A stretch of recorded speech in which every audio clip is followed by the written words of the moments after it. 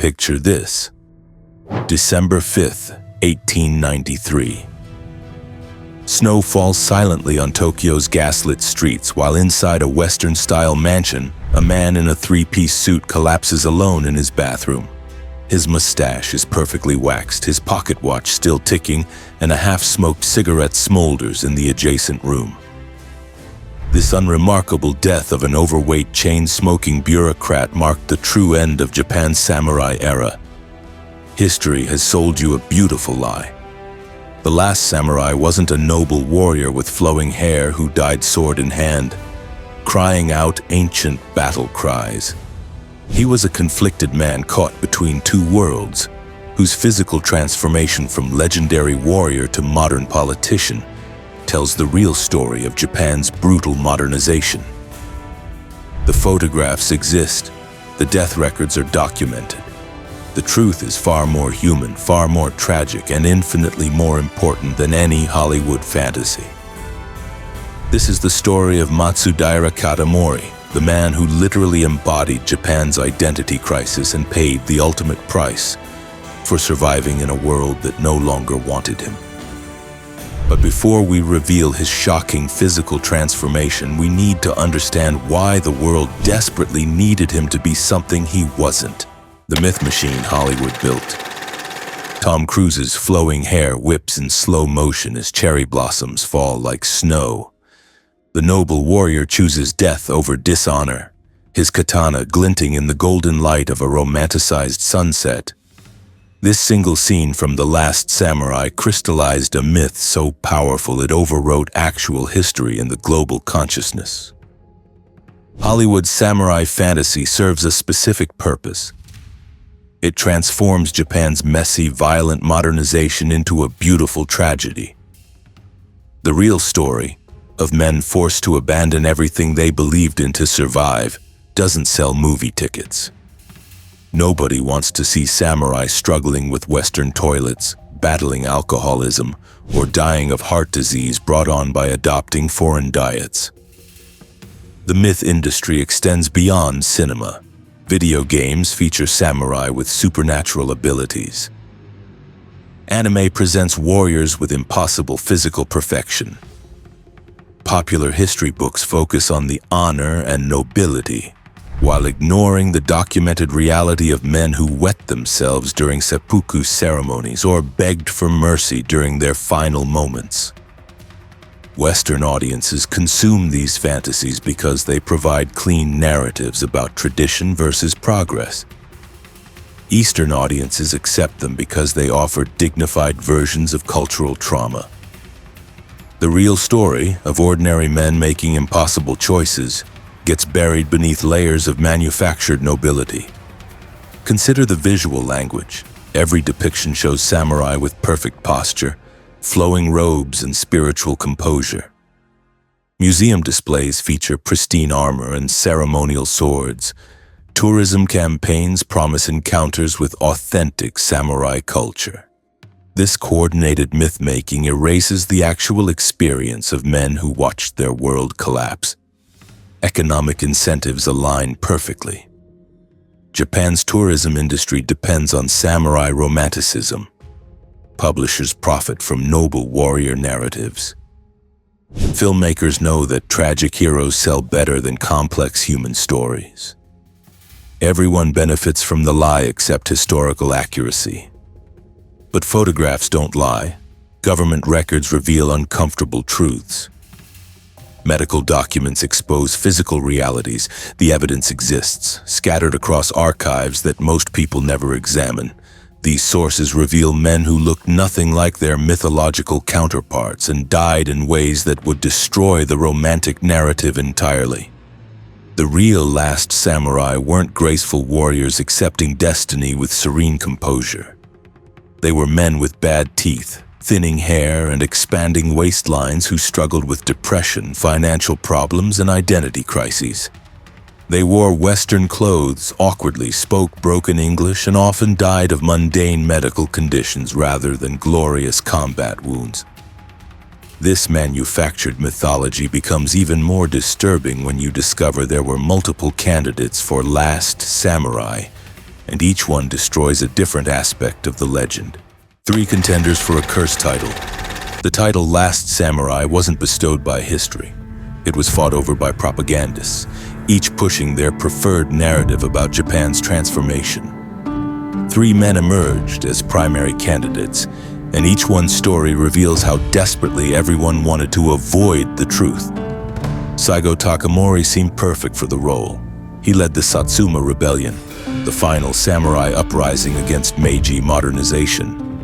His supporters crafted him into a noble traditionalist who chose death over dishonor. But the photographs tell a different story. A heavy-set man with smallpox scars, missing his left eye from a hunting accident, wearing a simplified uniform that was already a compromise with Western military fashion.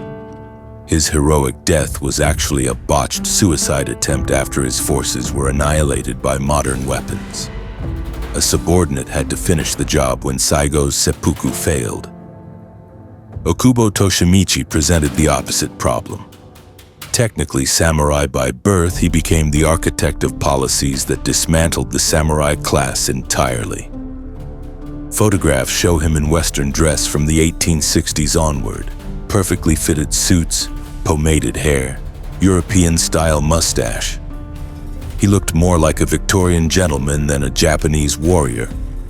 His assassination by disgruntled samurai in 1878 was brutal and personal, involving multiple stab wounds and a beating that left his face unrecognizable. His killers specifically targeted him for betraying his samurai origins.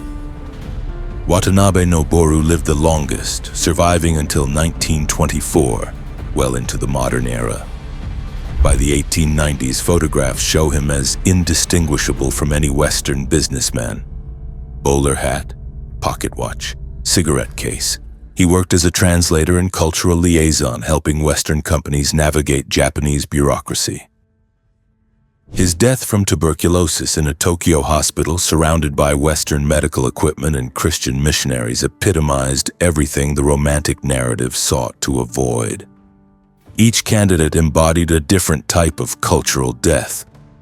Saigo died fighting change but looked nothing like the noble warrior of legend. Okubo embraced change so completely he became the enemy of his own class.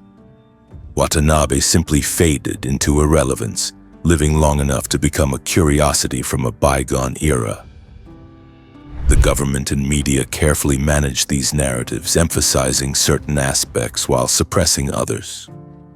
Saigo became the noble rebel, Okubo the visionary modernizer, and Watanabe was largely forgotten. None of these sanitized versions acknowledged the physical reality, psychological trauma, or mundane circumstances that defined their actual lives. But there was a fourth candidate, one whose story was so completely suppressed that even today, most historians avoid discussing him. His name was Matsudaira Katamori, and his transformation from samurai lord to broken modern man was so complete, documented, and devastating that acknowledging it would shatter every comfortable myth about Japan's modernization. Don't forget to hit that subscribe button and ring the notification bell, because what you're about to discover will change how you see Japanese history forever.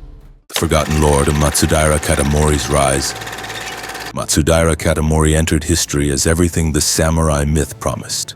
A genuine feudal lord with impeccable bloodlines, absolute authority, and unwavering loyalty to traditional values.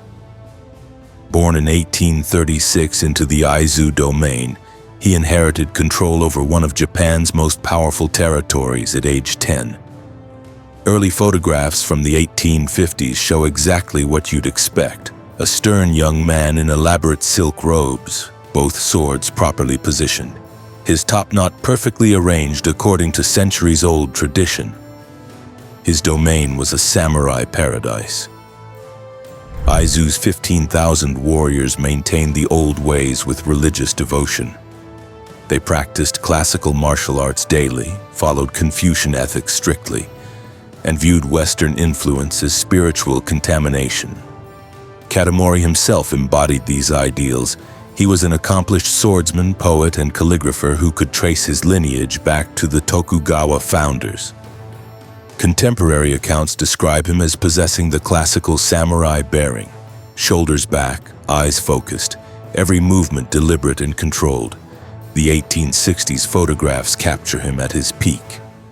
Dressed in the formal court attire of a domain lord, he radiates authority that required no enforcement.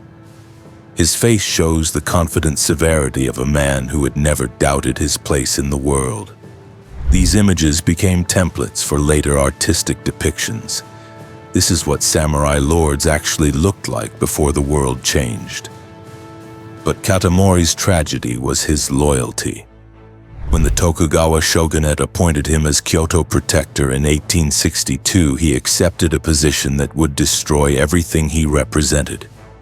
His job was to maintain order in the imperial capital while foreign influences infiltrated Japanese society. He commanded the Shinsengumi, the last true samurai police force, in increasingly desperate attempts to preserve traditional authority.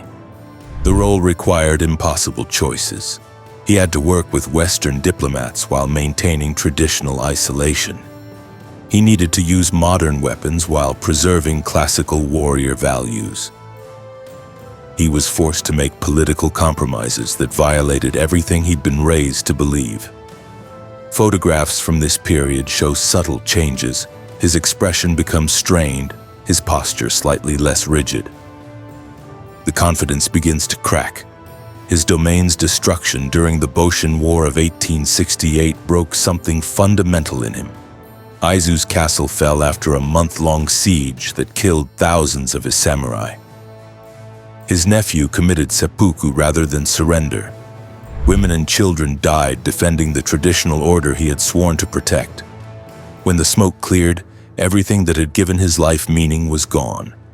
The victorious imperial forces could have executed him as a war criminal. Instead, they offered something worse: survival in a world that no longer had a place for him. A man who emerged from Aizu's ruins looked the same as the proud lord who had entered the war. But the photographs that followed would document a transformation so complete it bordered on psychological death. The visible transformation, death by modernization. The photographic record of Matsudaira Katamori's transformation reads like a medical case study in cultural trauma. Between 1868 and 1880, every image captures another piece of his samurai identity being systematically stripped away until nothing recognizable remained. First post-war photographs from 1869 show a man in denial. He still maintains his top knot, though it's noticeably smaller. His silk robes are simpler but still traditionally cut. Most tellingly, he carries only one sword instead of the traditional pair, a concession to new regulations that he clearly resented. His facial expression has changed from confident authority to guarded defiance, like a man preparing for inevitable defeat. By 1872, the transformation accelerates. His hair is cropped in the Western style, though awkwardly. The cut is uneven, suggesting he did it himself rather than visit a Western barber. He wears a hybrid outfit, traditional hakama pants with a Western-style jacket that doesn't fit properly. The sword is gone entirely, replaced by a Western walking cane that he holds like a weapon. His posture has begun to collapse. The rigid samurai bearing is dissolving into something more hunched and defensive. Photographs from 1875 are devastating. He's gained significant weight from adopting Western dietary habits. Rice and fish replaced by bread, meat, and dairy. His face has become puffy, his eyes smaller and more deeply set. The Western suit hangs badly on his altered frame. Most shocking is his expression. The stern confidence of the samurai lord has been replaced by a look of permanent bewilderment, as if he's constantly trying to solve an impossible puzzle. Medical records from this period reveal the physical toll. He developed chronic indigestion from Western food, respiratory problems from cigarette smoking, and joint pain from Western chairs and shoes. His doctor noted significant weight gain, disrupted sleep patterns, and signs of chronic anxiety. The traditional samurai diet and lifestyle had maintained his health for decades. Western modernization was literally killing him. In the 1880s photographs, we see a completely transformed man. He's become genuinely obese by Japanese standards of the era. His mustache is waxed in the Western fashion, his hair pomaded and parted. He wears a three-piece suit with a pocket watch chain and carries a cigarette case. Standing next to young men in similar outfits, he's indistinguishable from any other Western-influenced businessman except for his eyes, which retain a haunted quality that suggests someone trapped in the wrong life. The most disturbing aspect isn't the physical changes, it's how completely he's embraced his own cultural death. Later photographs show him smiling in a way samurai lords never did, his posture relaxed in ways that would have been considered undignified. He's learned to perform Western masculinity, but the performance looks exhausting. But the photographs only captured his external transformation. His private journals reveal the internal psychological collapse that would ultimately kill him. The Private Hell, Journals of Cultural Suicide. The private journals of Matsudaira Katamori, which were discovered in 1963 and mostly kept hidden from the public, reveal a psychological disintegration so profound that it resembles a case study in cultural PTSD. Written in increasingly erratic brushstrokes that gradually incorporate Western letters, these entries reveal a man watching himself die piece by piece. The earliest post-war entries maintain formal classical Japanese, but the content is explosive. "I wake each morning and do not recognize the man in the mirror," he wrote in 1870. "My ancestors visit me in dreams and I cannot meet their eyes. I have become something they would not claim as kin." He describes physical symptoms that modern psychology would recognize as severe depression. Insomnia, loss of appetite, inability to concentrate, and what he called the weight of living wrongly. By 1873, his writing becomes fragmented. He switches between classical Japanese and crude attempts at Western languages, often mid-sentence. "The Western food sits in my stomach like stones. I have grown fat on the flesh of animals, and my body has become foreign to me. When I try to draw my sword, but there is no sword. There is nothing." The entries reveal a man whose identity was so tied to external forms that losing them triggered complete psychological collapse. The alcohol references begin in 1875. The Western spirits burn differently than sake. They create a numbness that sake never provided. "I drink to stop remembering who I was." He describes systematic attempts to destroy his own memories, consuming increasing amounts of alcohol to blur the distinction between his past and present selves. Medical records confirm his doctor's growing concern about his drinking. His most chilling entries date from the 1880s, when his handwriting has become almost illegible. "I watched a child practice sword forms today. His movements were wrong, but he was so proud. I wanted to correct him, but realized I no longer remember the correct forms myself. I am teaching my body to forget everything it once knew." He describes deliberately unlearning samurai movements, posture, and habits, a form of cultural self-mutilation. The final entries are written in a mixture of Japanese and broken English, suggesting his thoughts were becoming bilingual in the most disturbing way. "My dreams speak English now. I think in Western concepts. When I am angry, I make Western faces. I have become the foreigner I once despised, and I am trapped inside this body that no longer belongs to me." Most telling are his obsessive references to mirrors and photographs. He describes spending hours studying his own reflection, trying to find traces of his former self. The photographs show the truth. "Each year, less of me remains. Soon there will be nothing left but this Western costume walking around with my name." These private torments remained hidden until his death revealed the ultimate irony. A man who had spent decades trying to become Western died in the most undignified manner possible. Death in a bathroom, the inglorious end. December 5, 1893 began like any other day in Matsudaira Katamori's thoroughly westernized routine. He woke in his European-style bed dressed in his usual three-piece suit and consumed his standard breakfast of coffee, eggs, and toast, foods that would have been unthinkable to his samurai ancestors. The man who once commanded 15,000 warriors now spent his mornings reading Western newspapers and managing mundane bureaucratic correspondence. His Tokyo mansion reflected his complete cultural transformation. Western furniture filled rooms where tatami mats once lay. Gas lamps replaced paper lanterns. Indoor plumbing, a luxury that few Japanese had adopted, included a modern Western toilet that would become the site of his final moments. The house contained no swords, no traditional clothing, no visible reminders of his samurai heritage except for a single faded photograph hidden in his desk drawer. The servants later reconstructed his final day. He spent the morning chain-smoking cigarettes while reviewing insurance documents. He had adopted Western financial planning along with Western habits. His lunch was hearty, beef stew with bread followed by Western-style coffee and pastries. His body, now carrying at least 60 pounds more than it had in his samurai years, struggled with the rich foods that had become his norm.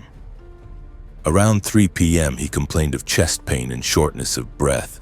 His doctor, a Western-trained physician, had warned him repeatedly about his weight, his smoking, and his drinking. The combination of Western dietary habits, tobacco addiction, and chronic alcohol consumption had created a cardiovascular crisis that traditional Japanese medicine couldn't address and Western medicine couldn't yet prevent.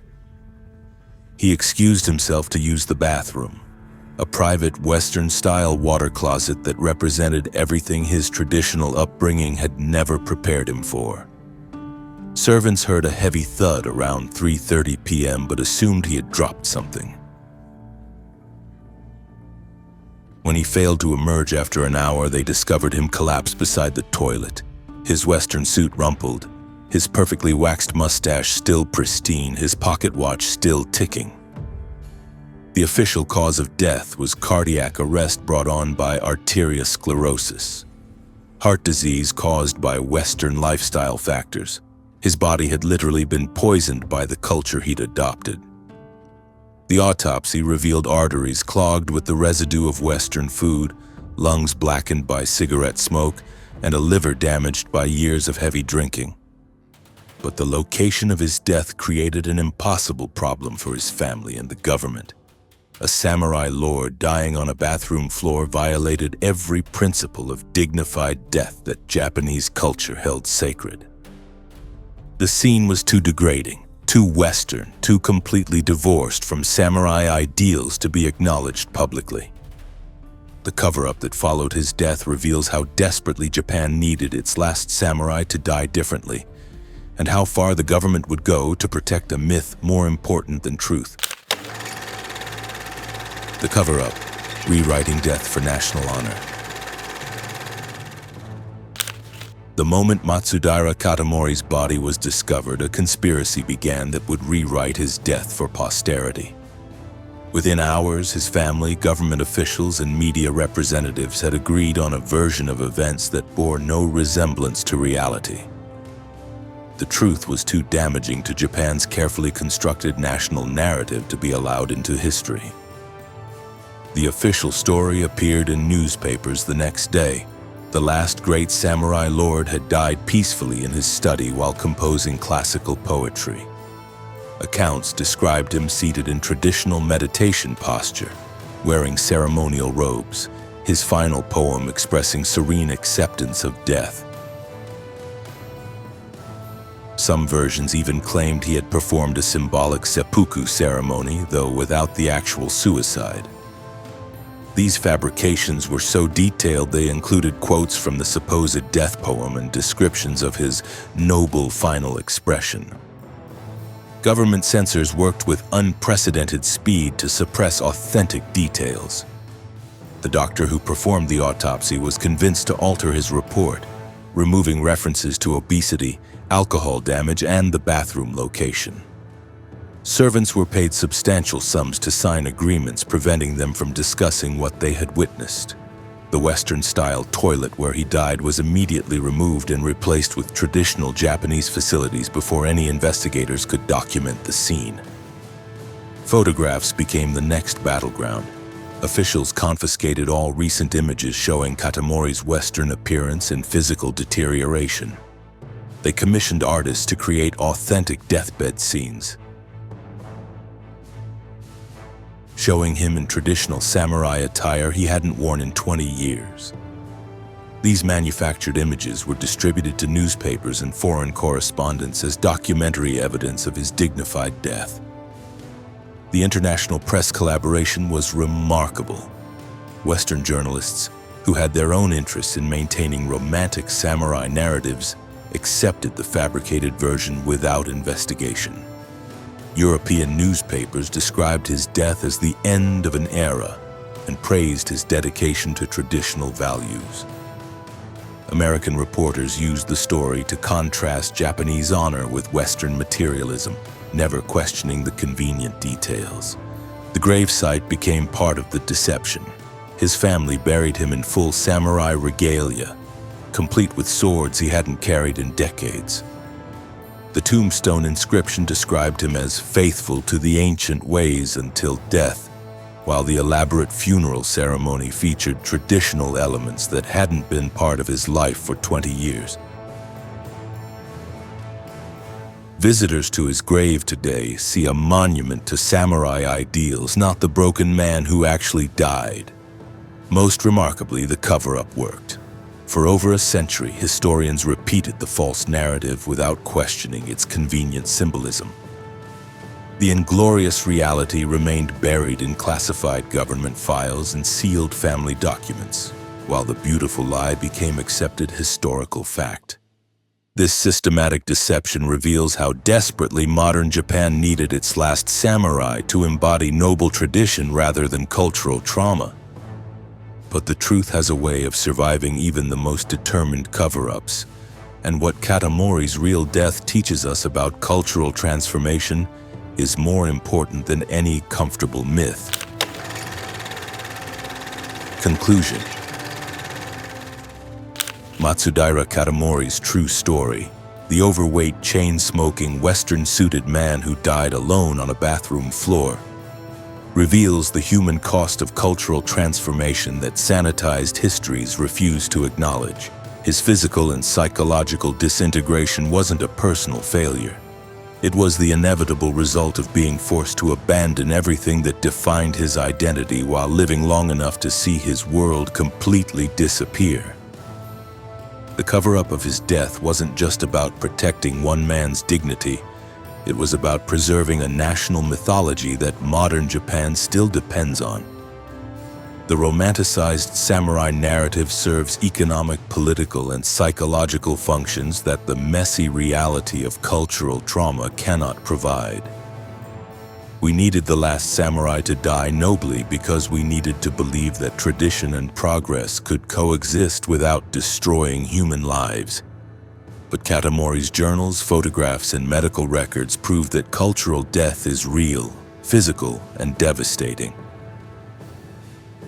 His transformation from samurai lord to broken modern man documents what happens when an entire way of life becomes extinct and individual human beings are forced to survive the transition. His real legacy isn't the noble warrior of legend.